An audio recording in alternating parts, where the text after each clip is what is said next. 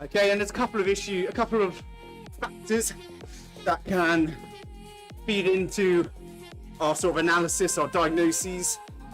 The key one for any kind of bike fit, regardless of how racy you want to make it, is flexibility and mobility. And this is why when we do our screenings and stuff, you know, we're almost always with some sort of flexibility or mobility point for our athletes, because part of being comfortable on a bike is about being able to hold a position that is efficient. So how flexible you are in terms of handlebar position, saddle height, how close of a hip angle you can hold, the drop from the saddle to the bars. Obviously it's particularly limiting if you've got poor mobility when it comes to getting fitted for a TT bike. So for instance, I think I mentioned this already, but I recently discovered when I was tinkering with my own fit and using my guy over in Amsham, I discovered that I have a really tight quadratus lumborum on my right side, the muscle in your sort of side of your back, and it was affecting how I was sitting on the saddle.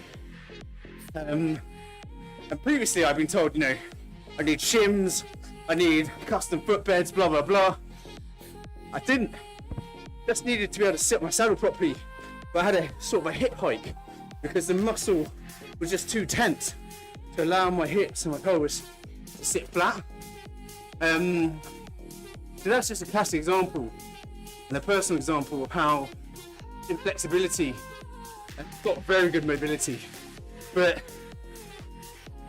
this one thing, this one muscle was causing me trouble, and I was, did also have to learn my saddle a little bit, but it's a big cause in why I was getting back pain in cyclocross.